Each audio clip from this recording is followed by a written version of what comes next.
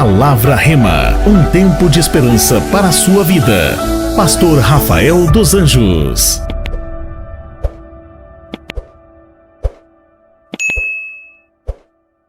Que foi João capítulo 20 e que hoje é João capítulo 20, versículo 1. O tema da minha mensagem hoje é: Ele é o controle. Deus é o controle. No primeiro dia da semana, João 20, verso 1. E no primeiro dia da semana, Maria Madalena foi ao sepulcro de madrugada, sendo ainda escuro, e viu a pedra tirada do sepulcro. Correu, pois, e foi a Simão Pedro e ao outro discípulo a quem Jesus amava. Quem é esse outro discípulo, igreja? É João, é o escritor. Ele fala na segunda pessoa, mas é ele aqui, a quem Jesus amava, e disse-lhes: levaram o Senhor do sepulcro e não sabemos onde o puseram. Então Pedro saiu com o outro discípulo, ou seja, saiu comigo, e foram ao sepulcro. E os dois corriam juntos, mas o outro discípulo, eu, cheguei primeiro. Mas o outro discípulo correu mais apressadamente do que Pedro e chegou primeiro ao sepulcro. E abaixando-se, viu no chão os lençóis, todavia não entrou. Chegou, pois, Simão Pedro, que o seguia, e entrou no sepulcro e viu no chão os lençóis, e que o lenço que tinha estado sobre a cabeça não estava com os lençóis, mas enrolado num lugar à parte. Versículo 8. Então entrou também o outro discípulo, que chegara primeiro ao sepulcro, e viu e creu, porque ainda não sabiam a escritura, que era necessário que ressuscitasse dentre os mortos. Tornaram, pois, os discípulos para casa. Os capítulos anteriores desse texto de João, capítulo 20, nos dão conta de que Jesus acabara de passar pelo maior sofrimento que um ser humano poderia suportar. O cálice que ele teve que beber por amor a todos nós. O seu sacrifício, a nossa série de mensagens, iniciou lá no cenáculo, quando Jesus lava os pés dos discípulos, participa da última ceia. O sacrifício de Jesus, esse martírio de Jesus, ele inicia no Getsemane, no lugar de prensa, quando Jesus vai ali no Getsemane, aos pés do Monte das Oliveiras, para orar, e ele leva com ele os seus discípulos. Nós conhecemos muito bem essa história, e falamos um pouco sobre isso também. Jesus deixa alguns dos seus discípulos orando, e ele diz: orem por favor. Mas um pouco à frente ele chama Pedro, Tiago e João, e afastado daqueles outros 8, porque um já havia saído para entregar Jesus, o traidor. Jesus então agora deixa os 3 separados, e ele faz um comentário diferente: orem por mim, porque a minha alma está angustiada. Ele não falou isso para os 8, ele só falou para 3. E um pouco mais à frente Jesus vai orar ao Pai, e Mateus vai relatar certinho como foi a oração, no capítulo 26, versículo 39, quando ele diz: Pai, se possível for, afasta de mim este cálice. E no versículo logo 42 em seguida, ele diz: meu Deus, meu Pai, se possível for, afasta de mim esse cálice, mas que não seja feita a minha vontade, seja feita a tua vontade. Jesus, você sabe, ele volta onde os discípulos estão orando, e o que eles estão fazendo? Dormindo. Por quê? Porque Deus fez eles dormirem. Porque se eles estivessem acordados, orando e dizendo: Pai, livra o mestre, e Jesus orando e dizendo: Deus me livra, aonde 2, 3 ou mais ligam na terra é ligado aos céus, Deus tem que cumprir com a sua palavra, e Jesus não seria levado naquele momento. Mas para que não houvesse a unidade na oração, é por isso que o diabo não quer que a igreja ore, porque há poder na oração fugiu a palavra, de comunhão, em concordância. E quando Jesus então chega, os discípulos estão dormindo, a gente entende muito bem que foi Deus, e sabemos também que se a ajuda não vem da terra, não se preocupe, porque Deus mandou um anjo do céu para consolar Jesus. Então, quando nós não podemos contar com a oração dos irmãos, nós podemos contar com um Deus Todo-Poderoso, que sempre estará cuidando de nós em todas as áreas, em nome de Jesus. Eu posso ouvir um amém?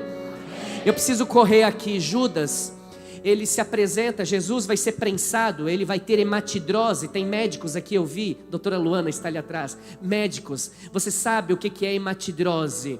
É um nível extremo de pressão na vida de um ser humano, é um nível de estresse tão elevado que o corpo começa a explodir veias, microveias, e o corpo começa a sair sangue.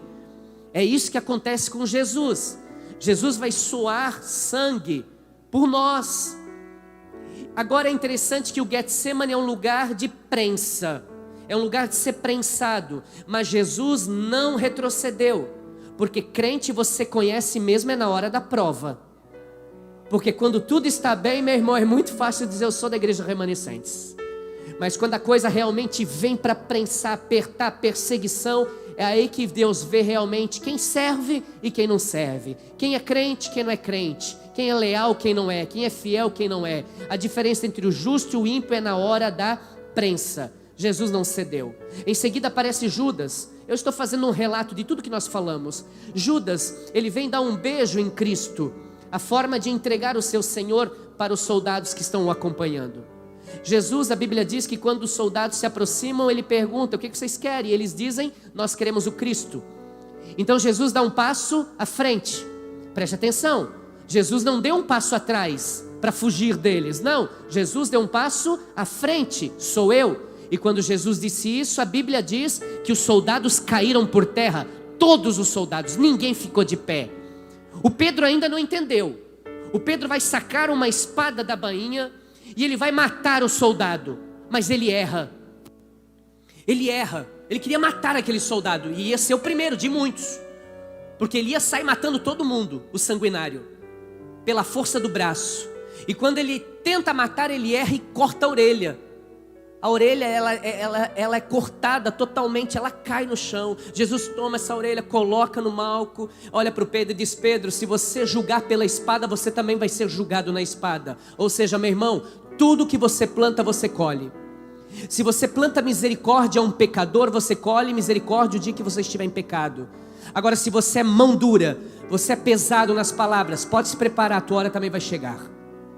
A mesma falta de misericórdia que você tem com o pecador é a mesma falta de misericórdia que vão ter com você quando você precisar. Era isso que Jesus estava dizendo a Pedro. Mas enfim, depois disso tudo, a Bíblia diz que eles tomam Jesus e agora Jesus vai ser levado a Caifás. Quando ele está sendo levado a Caifás, nesse inteirinho de tempo, vai acontecer o que Jesus havia falado a Pedro. Pedro disse: eu não te largo, eu estarei contigo, se preciso for eu morro por você. E Jesus olhou para Pedro e disse: ah, Pedro, o diabo está te cirandando, cara, faz tempo já. Ô Pedro, antes do galo cantar, você vai me negar 3 vezes.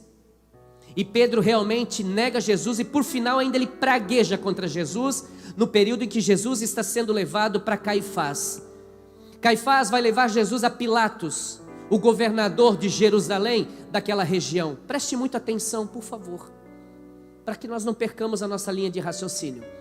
Jesus chega diante de Pilatos. O que Pilatos faz? Você não é da minha jurisdição, eu não posso julgar aquele que é galileu. Galileu é da região da Galileia, então ele tem que ser levado a Herodes, porque Herodes é responsável pela Galileia. Mesmo que Jesus já estava operando seus milagres em Jerusalém há muitos dias, eles pegam Jesus, então levam lá para a região da Galileia. Hoje 1 hora de carro mais ou menos, naquele tempo muito mais. Essas coisas passam um pouco despercebido para nós na Bíblia. Nós acreditamos que foi assim que aconteceu. Não, foi demorado. O sofrimento de Jesus foi demorado. E ele é levado até Herodes. E quando ele está diante de Herodes, Herodes, um endemoniado, irmão, verdade, endemoniado, ele vai brincar com Jesus, como se fosse um boneco. E ele diz o quê? Ah, você é o cara que faz milagres, você é o cara que faz mágicas, então faça uma mágica para nós. Colocou uma roupa cintilante, brilhante nele, fosforescente, e disse assim: brilhe agora. E Jesus não operou nenhum milagre ali. Por quê? Porque Jesus não precisa provar nada para ninguém. Ele é. Ele é. Ele não precisa. Ah, eu vou falar, igreja. Tem crente que é engraçado, coloca Jesus na parede e diz: se tu não fizer, o que vai acontecer se Jesus não fizer, meu irmão? Eu vou sair da igreja. Ele vai entrar em depressão. Verdade, Jesus vai entrar em depressão. Se Deus fizer, Ele é Deus. Se Ele não fizer, Ele continua sendo Deus. E ponto final. Eu não sirvo Deus por aquilo que Ele faz. Eu sirvo a Deus por aquilo que Ele é.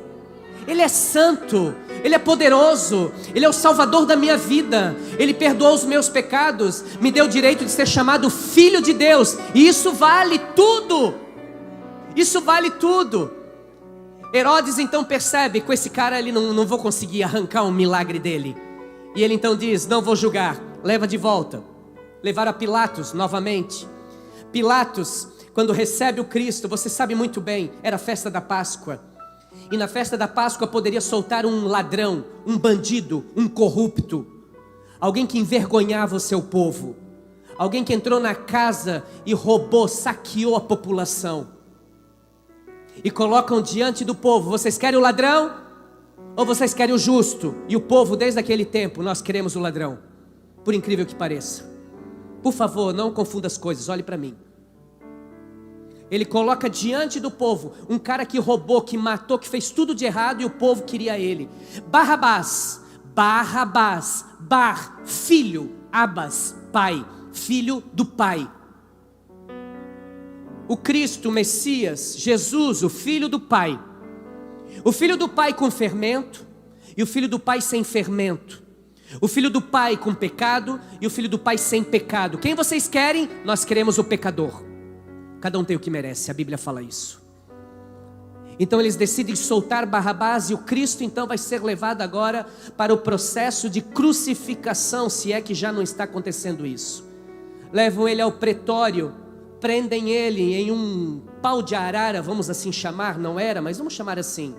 E ali ele vai ser chicoteado. Pilatos antes disso lava suas mãos, tenta se inocentar da morte do Cristo. Por quê? Porque um dia antes a esposa dele já havia falado a ele, não julgue este homem, ele é justo, ele é fiel, ele é leal. Eu não sei o que acontece, mas por favor, não faça nada de errado com ele. Por isso que Pilatos lava suas mãos, tenta negociar, achando, acreditando que o povo diria, solte o Cristo. Mas não, tinha que se cumprir as escrituras, e o povo queria que assim fosse.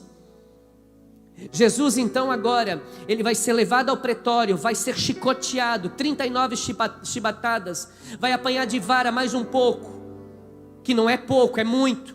Em seguida suas costas estão em carne viva e eles colocam um manto escarlate nas suas costas e dizem, você não é o rei dos judeus? Então está aqui o teu manto, que grudou nas feridas, que colou no sangue, nas feridas de Cristo. Em seguida eles fazem uma coroa de espinho de acácia, uma vegetação ali daquela região. Eu estive lá algumas vezes. E um dia, na primeira vez que nós fomos, todo mundo queria conhecer esse espinho que era feito, a coroa de espinhos do Cristo. E o guia disse, vocês querem conhecer? Para o ônibus. Parou o ônibus na beirada da estrada e disse, essa aqui é uma árvore de acácia, cuja qual esses espinhos foram usados, o mesmo tipo de espinho, para fazer a coroa do Cristo. Uma mulher curiosa, porque naquela viagem tinha mulheres curiosas, ela vai meter a mão, pastora Rose, e quando ela coloca a mão ali, ela fura o dedo. E ela começou a se queixar muito, ela dizendo, isso dói muito, demais, muito mais do que qualquer outro espinho. E o guia nos falou o seguinte, graças a Deus não quebrou o espinho, porque se quebrasse o espinho, uma das características dessa vegetação, não sei se é assim que eu posso chamar, mas enfim, é ele penetrar insistentemente até chegar no osso, ele não vai parar de penetrar. É uma das características. Ou seja, Jesus, quando coloca a coroa de espinho na cabeça dele, enquanto não encostou no crânio de Jesus, aquela coroa, os espinhos não pararam de entrar. E Jesus agora é sangue do alto da cabeça até a planta dos pés. E como se isso já não bastasse, leia a Bíblia. Jesus está sentado, aliás, jogado, largado. E alguém com uma vara, um caniço, diz a Bíblia, batia na cabeça dele. O que já doía cada vez mais com as batidinhas na cabeça e dizendo, tu não és o rei dos judeus, então salve-se, salve-se. E viviam batendo com varas na cabeça onde que estava a sua coroa. Eles não colocavam as mãos porque eles iriam se machucar, então eles batiam com uma vara na cabeça dele. coloca um madeiro de mais de 70 quilos nas suas costas, de forma horizontal, e agora ele vai ter que carregar essa cruz pesada até aquele lugar onde ele vai ser crucificado no Monte Gólgota. Sai lá onde que hoje é a Porta dos Leões, vai andar a Via Dolorosa até chegar no Jardim do Horto, no Horto do Jardim, no Jardim do Horto ou no Jardim do Túmulo, enfim, vai ter que caminhar mais ou menos 600 metros com essa cruz pesada nas costas, com tudo que já havia sofrido. Em algum momento ele vai cair, não em um momento, em alguns momentos ele vai cair. Mas em uma de suas quedas, um homem estava passando. E esse homem estava indo para adorar a Deus no templo. Por quê? Porque era a festa da Páscoa. E na festa da Páscoa, os judeus do mundo inteiro vinham para Jerusalém para adorar a Deus. E agora está vindo um homem bonitão, de vestes de linho branco, para ir adorar a Deus às 9 horas da manhã, lá no templo. E o sonho dele, sabe qual era? É que quando o sacerdote degolasse o animal de sacrifício, aquele sangue respingado tocasse nas vestes dele. Porque se um pingo de sangue caísse nas vestes dele, ele ia para casa com um troféu dizendo: eu tenho os meus pecados perdoados. Mas agora no meio do caminho, um homem todo ensanguentado no chão, ele é abordado e eles dizem: ajude-o. Ele disse: acabou meu culto, não vai ter sangue nas minhas vestes. Mal sabia ele que quando ele abraça o Cristo, esse sangue do alto da cabeça à planta dos pés de Jesus, ele abraça este homem e ele fica todo ensanguentado, com a sua roupinha branquinha, ele está todo ensanguentado. Ele pensou: acabou meu culto, tá louco, o que eu vou explicar lá em casa? Só que quando passou 3 dias, ao terceiro dia, meu irmão, ao terceiro dia, eu tenho certeza, a Bíblia não diz, mas eu tenho certeza que este homem olhou para as vestes e disse: nas vestes que eu vim para Jerusalém está o sangue do Cordeiro de Deus que tira os pecados do mundo. Antes disso eu precisava vir todos os anos a Jerusalém para adorar no templo. Agora eu não preciso mais, porque eu sou o templo e santuário do Espírito Santo de Deus, e o sangue de Jesus me perdoou de todos os meus pecados. Ali no Gólgota Jesus chega, preste atenção. E quando chegam ali, a Bíblia diz que vão crucificar o Cristo. Colocam na madeira vertical que estava ali, coloca-se a cruz, esticado seus braços, esticado e colocado 2 pregos, uma em cada mão, devagar. Uma em cada uma das suas mãos. Eles transpassam seu pé e um terceiro cravo cruza os 2 pés. Jesus é colocado inclinado e à sua direita existe uma cruz e à esquerda outra. Eu não sei qual foi o lado, mas um deles disse o seguinte: se tu és o Filho de Deus, desce daí, salva-te a ti e salva-me a mim também. Jesus ficou calado. Por quê? Porque Jesus não precisa provar que Ele é o Filho de Deus. Ele é e pronto. Já o outro malfeitor faz um comentário diferente. Nós merecemos estar aqui, ele não. Nós fizemos por merecer estar aqui, mas ele não. Senhor, lembra-te de mim quando entrares no teu reino. Ah, Jesus! Ele não disse: se tu és filho de Deus, me leva para o céu. Se tu és Deus... Não, ele só disse: Senhor, lembra-te de mim. E Jesus olhou para ele e disse: ainda hoje tu estarás comigo no paraíso. Deus inaugura o paraíso com um ladrão. Que coisa linda isso. Um ladrão que se arrependeu. Alguém que genuinamente reconheceu que Jesus era o Cristo, que não colocou a identidade dele em xeque. Ele disse: eu sei que tu és o Filho de Deus. Hoje lembra-te de mim. Ele disse: não vai ser amanhã, não vai ser ontem, vai ser hoje. Hoje mesmo tu estarás comigo no paraíso. Jesus agora, irmãos, eu sei, há mais detalhes, mas nós estamos correndo aqui. Jesus agora ele vai mostrar, no meu ponto de vista, e eu respeito o teu, o meu. Não é a Bíblia que diz isso, é eu que creio, a minha convicção. Jesus vai mostrar, vai demonstrar agora a maior prova de amor que Ele tem por nós. Quando, pastor? Quando Ele dá um grito. E Ele diz em alto e bom som: Eli, Eli, lama sabachthani. Deus meu, por que me desamparaste? Essa foi a maior prova de amor. Aceitar o afastamento de Deus para salvar alguém. Porque eu vou te falar uma coisa, eu vou falar.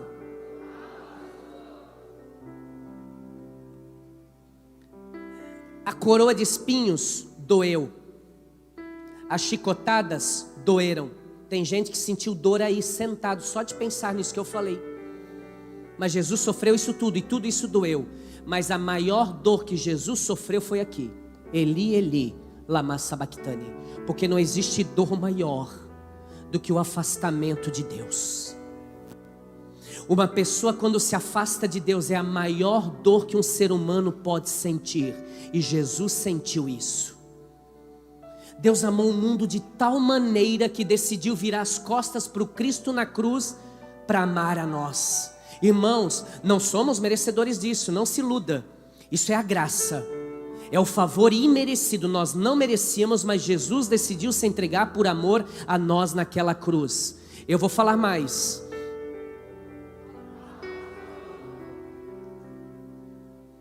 As pessoas que forem ao inferno, quem vai ao inferno aqui? Não levante a mão. As pessoas que vão para o inferno, a dor não será o fogo que vai te arder a eternidade. A dor não será você ver as pessoas que acreditaram, creram e caminharam com Jesus, estando lá no céu felizes da vida. Porque Deus não vai tirar o sentimento de tristeza para quem vai para o inferno. Angústia, depressão, tudo que você pensa de ruim, você vai continuar. Não, você vai ter se você estiver naquele lugar. Não estou te assustando. Eu estou falando que é a Bíblia. Olha para mim. Agora, a maior dor vai ser igual aquele rico que viu Lázaro lá do outro lado e vai dizer assim, ó, eu não acreditei. Manda alguém daí lá na terra para falar para minha família que eu estava errado. Manda, por favor, corre lá. Manda alguém, manda um profeta, manda alguém. Ele disse, não, os profetas estão lá pregando. Tem o pastor Rafael lá em Timbó, tem o pastor tal pregando lá também. Tem lá, tem a Assembleia, tem a Quadrangular, tem a Batista. Tá todos os profetas pregando, meu irmão.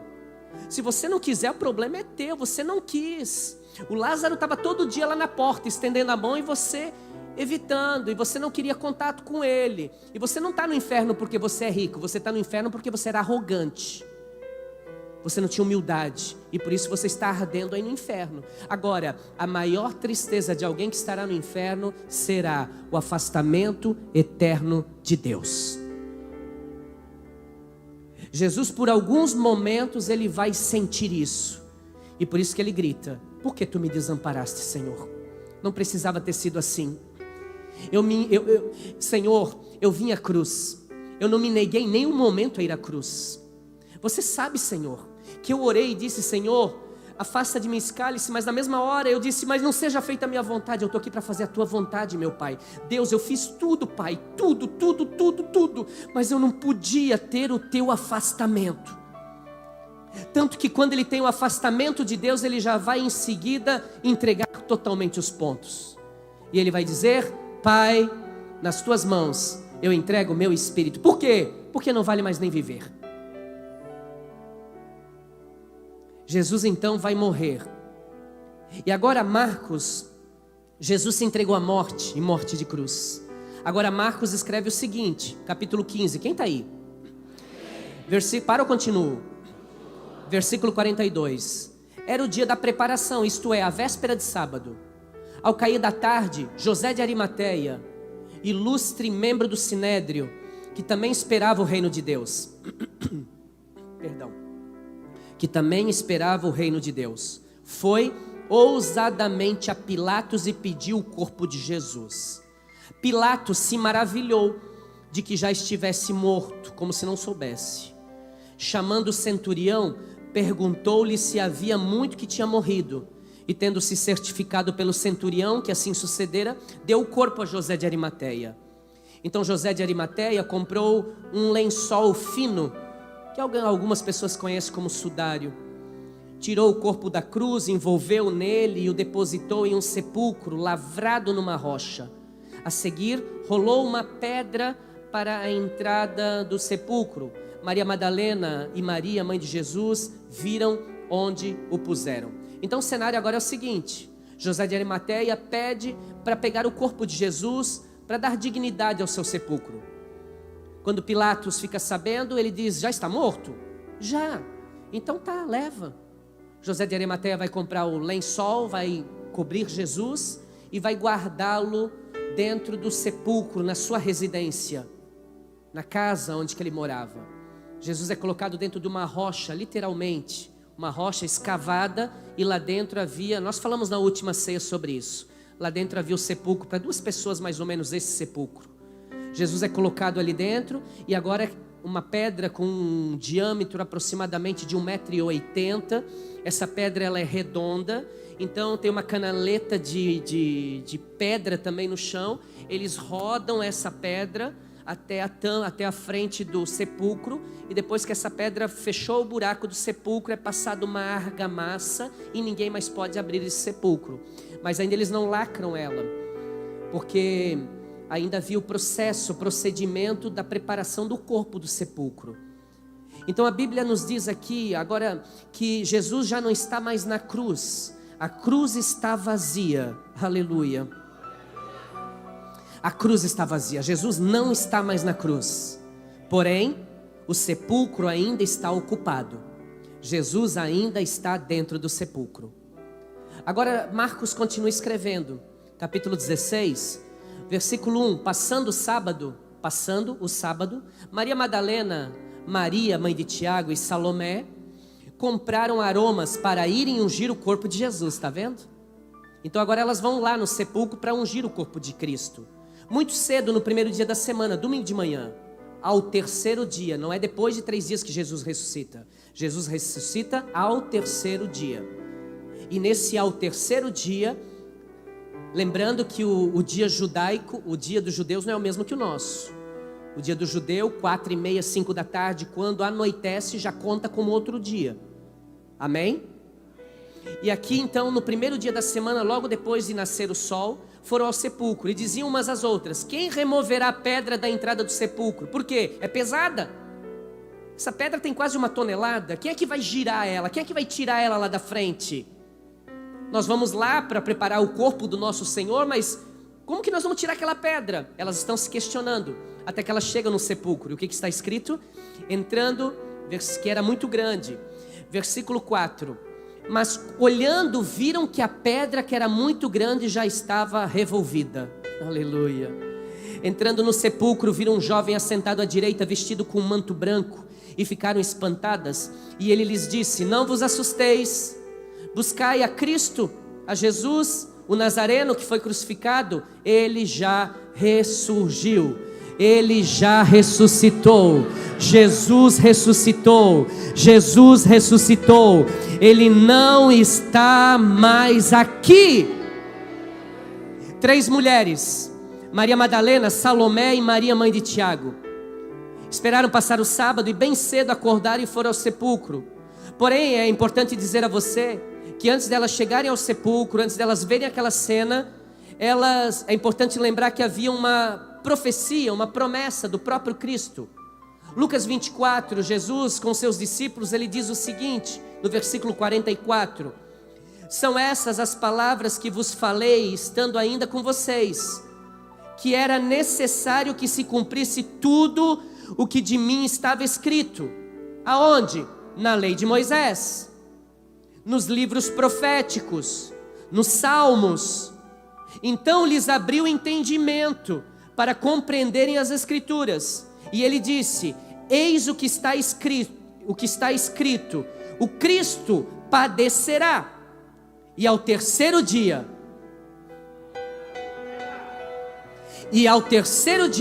ressurgirá dentre os mortos. A promessa do próprio Jesus é que ele iria ressuscitar ao terceiro dia. E se Jesus falou que ele iria ressuscitar ao terceiro dia, igreja, o que vai acontecer então? Jesus vai ressuscitar ao terceiro dia, porque ele não mente. O que ele promete, ele cumpre. Toda promessa que Deus tem na tua vida vai se cumprir em nome de Jesus. Agora, mesmo sabendo que há uma promessa, essas mulheres ficaram desestabilizadas. E isso acontece comigo, isso acontece com você. Quantos têm uma promessa de Deus aqui? Mas existem momentos na nossa vida em que nós somos desestabilizados, mesmo sabendo que há uma promessa. Tem dias maus que batem na porta da nossa casa, tem dias maus que batem na nossa vida. Sim ou não, igreja? Sim. E é nessa hora, é esse momento que essas mulheres estão vivendo. Por quê? Porque até então, preste muita atenção, por favor, não se movimente. Porque até esse momento elas estavam convivendo com Cristo vivo. Então era fácil crer. É muito fácil receber uma profecia de alguém que está vivo. De repente ele morre e tudo que falou eu posso acreditar. Ah, mas não era bem assim. Porque se ele profetizou, então por que ele morreu tão novo? Por que essas coisas aconteceram? Elas estão caminhando com um Cristo que está vivo, um Cristo que cura, que liberta, que transforma, que faz maravilhas, que faz o cego ver, que faz o mudo falar, o surdo ouvir, que faz o paralítico andar e faz até mortos ressuscitarem. E agora a sensação que elas têm, mesmo que há uma promessa, é um vazio. Elas entram dentro, talvez o que elas queriam, e não é talvez, elas queriam ver o corpo de Jesus. Talvez elas acreditariam mais na promessa tendo o corpo ali do que não tendo ele, sendo que já estava se cumprindo a escritura e ele estava já ressuscitado. E agora a sensação que elas têm é isso, de vazio, e muitas vezes com nós é a mesma coisa. Vida no altar, vida de santidade, lealdade. Você ama Jesus, você ouve, você pratica a palavra, adoramos a Jesus, sentimos a presença de Jesus, mas às vezes parece que nos falta alguma coisa. Não falta. É isso que o diabo quer que a gente imagine, que está faltando alguma coisa. Onde está Jesus? Se essas coisas estão acontecendo, onde que está Deus? Continua no mesmo lugar. E Ele continua sendo o controle da tua vida em nome de Jesus. O que essas mulheres querem é estar com Jesus. Mesmo que fosse o corpo dele ali somente, mas elas queriam estar ali, junto com ele. E o que eu tenho para te dizer é, seja como essas mulheres. Não para estar com uma idolatria, algo que te... Não. É estar com Jesus. É estar no centro da vontade de Deus. E só porque você veio aqui hoje, você preferiu o melhor lugar para estar, com certeza, porque Jesus está aqui.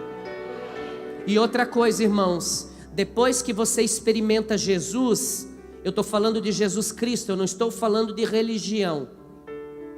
Depois que você experimenta Jesus, quando você tem uma revelação de quem realmente Jesus é na tua vida, você pode passar pela luta que for, mas você não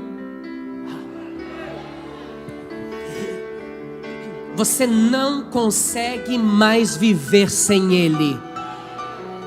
Se você consegue viver sem Ele, é porque você nunca esteve com Ele. Porque quem está com Ele, nunca mais consegue ficar sem Ele. Essas mulheres estiveram com Ele, e é por isso que agora elas querem continuar com Ele. Mesmo que seja um corpo no sepulcro, mesmo que haja promessa, mas a gente quer continuar com Ele. Irmãos, irmãs, pelo amor de Deus, essa historinha se desviou. Ah, meu irmão, ai daquele, eu falo com muito temor isso diante de Deus. Por favor, diante de Deus eu falo isso. Não se ofenda, sinta-se amado. A Bíblia diz que quando a gente corrige um sábio, ele te ama. Quando corrige um cabrito, um cara que não tem, é tolo, ele vai te odiar. Agora você vai mostrar quem você é quando eu falar isso. Se você me ama, se você me amar é porque você é uma ovelha abençoada. Se você vai me odiar, então você é o outro, tá? Vamos lá, meu irmão, essa história, desviou, nunca converteu. Porque quem de fato tem relacionamento com Deus, nunca quer sair da sua presença. Somos tentados todos os dias, sim. E somos tentados aonde? Na inclinação que é o nosso pecado, cabeção. O cara era droga, é isso que vai inclinar ele a vida inteira. Era bebida, vai ser isso a vida inteira. Era prostituição, balada, mulherada, é isso que vai inclinar a vida inteira. Seja crente, diga não. Por amor a quem? A Jesus. Quem pisa no santo dos santos, santíssimo lugar, em outro lugar, não sabe mais viver. É 20 anos, meu irmão, que eu sirvo Jesus, mais 20 anos que eu firme, que consertei minha vida, que caminho com Deus. Não falo isso de vanglória não, longe de mim. Tenho lutas, tenho dificuldades como todo mundo tem. Tem histórias que se eu te contar você diz, eu não ficaria na igreja. Eu fiquei. Porque quem é apaixonado por Jesus não quer viver em outro lugar. E essas mulheres estão mostrando isso. Em nome de Jesus. Eu profetizo que porque você veio aqui hoje para ter esse encontro com Jesus neste lugar, se prepara, porque os próximos meses da tua vida serão os melhores meses. Será impressionante o que Deus vai fazer na tua vida, igreja, em nome de Jesus. O Cristo padecerá e ao terceiro dia ressurgirá dentre os mortos. E há dias em que as notícias não são tão boas não, são ruins, que o inimigo usa esses dias para tentar fazer a gente esquecer das promessas de Deus. Quantos tem uma promessa? É no dia mau que ele diz, né? Tem promessa. Que promessa? Por que isso está acontecendo com você? Por que essa luta? Por que esses pensamentos se você tem promessa? É óbvio, quanto mais promessa, mais ataque para você não alcançar promessa. Você é inteligente, meu irmão. Quanto maior a luta, maior será a vitória. Parece jargão, né? Mas a verdade é essa: toda crise antecede uma grande expansão. Irmão, quando passa aquela semana que me tira o apetite, que eu fico estressado com o diabo, né? Não com as pessoas, com o diabo, porque a minha luta é contra o diabo mesmo, não é contra pessoas. Às vezes as pessoas entram no diabo e dizem, agora deixa eu usar você, diabo. Mas não, olha para mim. Mas a nossa luta é contra o capeta mesmo, né, Joquebed? É com o diabo a nossa luta. Olha aqui para mim, é contra ele. Tem semanas, meu irmão, que, meu Deus, o diabo olha para um e diz assim, vai lá meu servo, incomoda o pastor Rafael. Eu sei que isso acontece com você também. Tem semana, meu irmão, que pelo amor de Deus, sabe o que eu oro? Oh meu Deus. Não oro como você, não se preocupe. Tem alguns que já ceifa Deus, leva para o inferno, mata, essa praga, mata, dizima, abençoa ou elimina, faz alguma coisa, meu Deus, né? Não. Eu oro e digo assim, Deus do céu, não estou entendendo nada, não estou entendendo nada porque está acontecendo esse levante. Mas uma coisa eu estou entendendo, toda crise antecede uma grande expansão. Se tem algo que o diabo está endemoniado, meu irmão, isso vai passar. Porque a Bíblia diz que tudo passa. Semana do batismo aqui na igreja, meu Deus, que semana, só Deus sabe. Fiquei com febre, passei mal e orando. Quando acabei o último batismo, as pessoas vieram e disseram, pastor, 85 almas se batizaram. Eu disse, agora eu estou entendendo porque que tem a luta. É porque haviam 85 pessoas que eu estava orando, clamando, e o diabo não queria que elas se batizassem. É uma luta, mas nós temos que nos manter firmes no propósito. E só porque você está aqui hoje, se prepara, que os próximos meses serão os melhores meses da tua vida. Pastor, mas a luta é grande. Pode dar glória a Deus, irmão. Pode dar glória a Deus. Porque na mesma proporção que é a tua luta, será a vitória que Deus tem para a tua vida em nome de Jesus. Eu tenho uma palavra para você. Você pode até se esquecer da promessa, mas aquele que fez a promessa não se esqueceu de você em nome de Jesus. E Ele é fiel para cumprir com cada uma das suas promessas em nome de Jesus. Será que eu posso ouvir um glória a Deus? Aleluia. Versículo 4 diz que elas olharam e viram que a pedra era muito grande, mas ela já tinha sido removida. Aquela pedra era um impedimento para que elas não pudessem ter Jesus. E tem muita gente que tem pedras, obstáculos para ter essa revelação de Jesus. Hoje essa pedra vai ser tirada. Não, você não entendeu, eu profetizo. Deus vai remover essa pedra. Deus vai remover toda a dificuldade para se encontrar com você em nome de Jesus. Primeiro cenário, A cruz está vazia, mas o sepulcro ele está ocupado. Agora o cenário é diferente. A cruz ela está e o sepulcro está vazio, meu irmão. As mulheres entraram lá dentro e Jesus não estava mais lá. Aleluia. Para finalizar, Apocalipse 4. João vai ter uma visão. João é convidado por Deus para ir lá no céu dar uma espiada. Eu acho que se Deus me levasse para dar uma espiada, eu dizia: me deixa aqui. Pelo amor de Deus, Senhor, me deixa aqui. Porque o céu, o céu. Eu não sei como você não pensa no céu. É porque você acha que aqui nessa terra o melhor é picanha. No céu, meu irmão, olha para mim, no céu. Meu filho veio conversar comigo ontem na sala. Eu fui fazer um casamento lá em Balneário. Aí voltei, cheguei 8 horas em casa. Aí ele veio conversar comigo. Ele começou: pai, como que é o céu? Eu comecei a falar para ele. Ele falou: pai, o céu é de ouro. Eu disse: é, filho. Ruas de ouro, pedras preciosas. Olha só João, Apocalipse 4. Depois dessas coisas olhei e vi que estava uma porta aberta onde?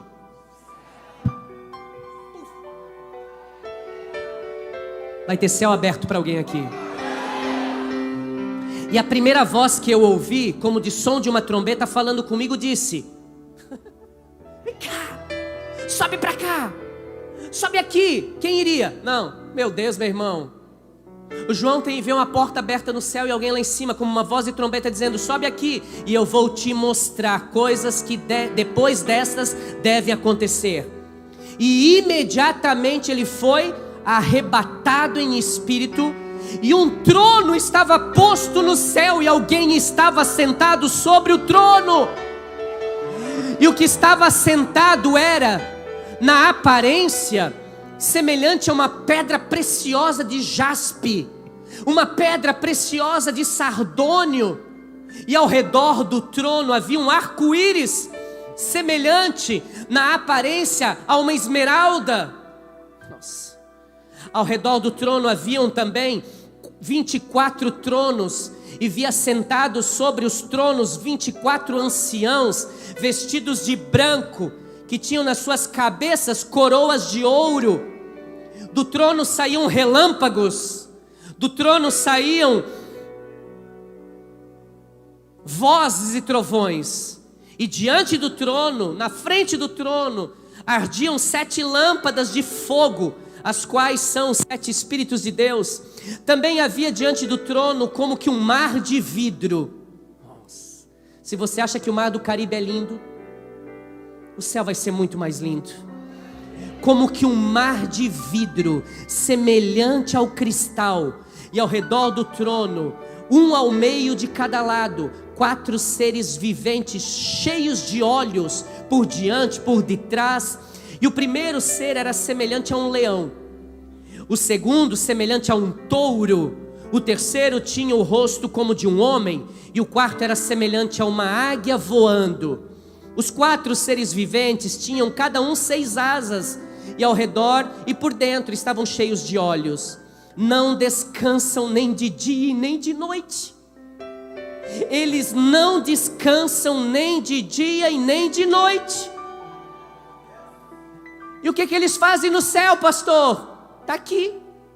Eles ficam diante do trono de Deus, voando ao redor do trono e dizendo: Santo, Santo, Santo é o Senhor Deus, o Todo-Poderoso, aquele que era e aquele que há de vir. E quando os seres viventes davam glória, honra e ações de graça ao que estava sentado sobre o trono, ao que vive para todo sempre, os 24 anciãos prostravam-se diante do que estava sentado sobre o trono e o adoravam, ao que vive para todo o sempre. e lançavam as suas coroas de ouro diante do trono, dizendo: digno é, Senhor, nosso Deus e nosso Salvador, de receber a honra, a glória, o domínio, o poder, pois tu criastes todas as coisas e por tua vontade existem e foram criadas. Aleluia! Aleluia! Eu estou aqui para te dizer nessa noite: a cruz está vazia, Jesus venceu a cruz. O sepulcro está vazio, Jesus venceu a morte. O trono, ele está ocupado, Jesus continua reinando e governando, e ele é o controle da nossa vida. A nossa vida não teria sentido nenhum, esse culto nesta noite não teria sentido nenhum se Jesus ainda estivesse pendurado em uma cruz. Algumas pessoas perguntam: pastor, por que vocês não têm uma cruz? Porque na igreja que eu ia era tão bonito, tinha um boneco lá sofrendo. Porque esse é o sinal da vitória do diabo. Porque quando Cristo foi para a cruz, o diabo achou que venceu Jesus. Nós temos a cruz vazia, porque o nosso Jesus sim morreu na cruz, mas ele venceu a cruz, e a cruz é sinal de vitória em nome de Jesus. A minha e a sua vida, esse culto não teria razão nenhuma se Jesus ficasse morto na cruz. A minha e a sua vida não teriam significado algum, esse culto não teria sentido nenhum se Jesus, quando você for a Jerusalém e chegasse lá e lá estivesse escrito: aqui está o sepulcro de Jesus. Não teria sentido nenhum nós estarmos aqui. Você vai a Israel e quando você chega em Jerusalém, você vai ver o túmulo de Salomão, você vai ver o túmulo do rei Ezequias, você vai ver túmulos de grandes reis, de pessoas bíblicas, que mesmo a cidade sendo destruída, esses túmulos estão lá antes de Cristo. Você vai subir no cenáculo, e ao lado do cenáculo você vai encontrar o túmulo de Davi, aonde os ortodoxos estão ali orando permanentemente diante do túmulo de Davi. Você vai encontrar isso tudo. Mas quando você for lá no Jardim do Horto, ou no Santo Sepulcro, quando você colocar os pés principalmente no Jardim do Horto, você vai ver um sepulcro cravado na rocha, uma pedra de rolar do lado encostada, e quando você entrar lá dentro existe uma plaquinha que está escrito assim: ele não está mais aqui. Ele ressuscitou. Ele ressuscitou. E ele nos deixou? Não, ele está conosco todos os dias, até a consumação do século, através do Espírito Santo dentro de nós. Ele é o governo da nossa vida. É Ele que está no domínio, é Ele que tem o controle de todas as coisas. Ei, nada desestabiliza Deus no trono. Diga, repete, pastor. Nada desestabiliza Deus no trono, Doda. Nada, nada. Isaías 6, versículo 1, chamado de Isaías. No ano em que morreu o rei Uzias, eu vi Deus assentado num alto e sublime trono, e as orlas do seu manto cobriam o templo. É isso que Isaías diz. Agora preste atenção, o pior ano da vida de Isaías é esse. Há um rei corrupto, o rei Uzias. Há um rei que está fazendo tudo errado. Há um rei que de repente morre, mas o povo amava ele. Agora, quando ele morre, Isaías tem uma visão e vê o trono de Deus. E Deus está lá, desesperado porque o rei Uzias morreu. Sim ou não? Não. Porque nada desestabiliza Deus no trono. Nada. Por quê? Porque Ele é o controle de todas as coisas. Se cair um fio de cabelo da minha cabeça, a Bíblia diz, é permissão de Deus. É permissão de Deus, é a vontade de Deus.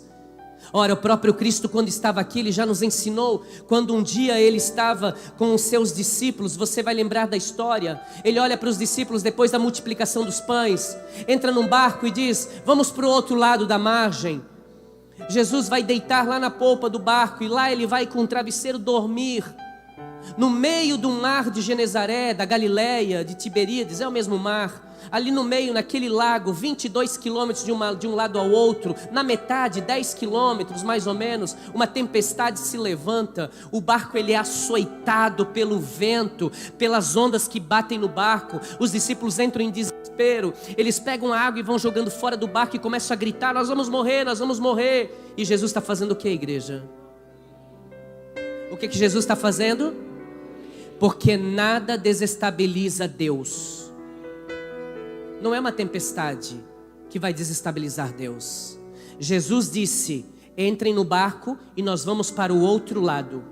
Com estabilidade ou sem estabilidade, de qualquer forma a gente vai chegar lá. Se o barco afundar, nós vamos nos grudar nas tábuas que vão restar, nas madeiras que vão restar. E se não tiver madeira, a gente vai nadar. E não souber nadar, eu vou fazer vocês andar sobre as águas, mas o que eu falei vai se cumprir, e assim te diz o Senhor: descansa, porque Ele é o controle da tua vida, em nome de Jesus. Será que eu posso ouvir um amém? Eu tenho uma palavra de Deus para a sua vida. Por mais que ao seu redor pareça que as coisas não estão fazendo sentido, por mais que o tempo, o momento seja de tempestade, não pare. Por quê, pastor? Porque Ele conhece o teu limite. Ele conhece até onde você pode ir. Ele sabe até onde você pode suportar. E daqui a pouco, eu estou profetizando, irmão, daqui a pouco Ele vai bradar. E quando Ele bradar, pode se preparar, que virá o tempo de bonança sobre essa tempestade na tua vida, em nome de Jesus. Quem crê, diga amém. Diga: Deus está no controle. Diga: Deus é o controle. Então olha para mim, para, irmão, eu vou falar. Para de ficar dizendo: eu estou no meu limite. Você não sabe de nada, inocente. Quem sabe teu limite é Deus. Deus nunca vai te dar algo maior que você possa suportar. Antes, até na tentação, Ele te dará um escape, uma saída. Ele é Deus. Então, pastor, como eu oro? Deus, eu não estou entendendo nada. Estou passando, meu Deus, sou fiel, oro, busco a Deus, e por que essas coisas estão acontecendo? Eu queria saber. Mas eu sei que tu não vai me responder. Porque o professor, na hora da prova, ele fica quieto. Na hora da aula, ele dá aula, ele ensina, mas na hora da prova, ele fica quieto. Talvez seja essa prova que o Senhor tem para mim, mas eu vou tirar 10 com estrelinha. Eu vou tirar 10 com estrelinha. No meu tempo era assim, hoje eu não sei. 10 com estrelinha. E toda honra e toda glória será para o Senhor. Fica firme, porque Deus vai te honrar. Deus vai te abençoar, em nome de Jesus. Fica de pé e diga: Deus está no controle. Diga: Deus é o controle, em nome de Jesus. Nós vamos participar da ceia agora, em seguida. Mas antes de participar da ceia, eu gostaria que você refletisse um pouco o que a Bíblia diz sobre a ceia. A Bíblia diz que quando nós formos participar da ceia, nós temos que fazer isso em memória de quem? De Jesus. Não é de uma igreja. Tanto que se você veio hoje aqui a primeira vez, e não importa a sua igreja, você pode participar da ceia. Não há problema nenhum, desde que você faça uma análise. Por que eu estou participando da ceia? O que significa a ceia? O corpo representado pelo pão sem fermento, por esse pão, ele representa o corpo de Jesus Cristo. E o cálice, o suco de uva da vide, ele representa o sangue de Jesus. Quando nós participamos da ceia, é bem claro, a Bíblia diz: façam isso em memória de mim. Ou seja, o que Jesus fez por nós. O que Jesus fez por você. Você precisa saber. Jesus se entregou na cruz por amor a mim. Jesus me perdoou na cruz.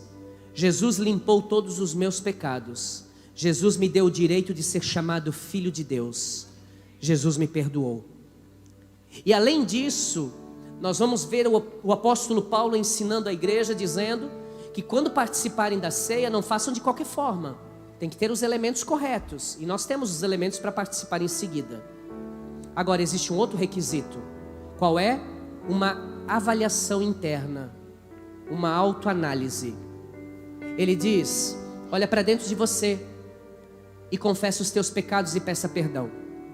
Ele não diz em nenhum momento que você não é para participar da ceia. Ele diz que é para você fazer essa avaliação, pedir perdão e depois participar. É isso que ele nos ensina.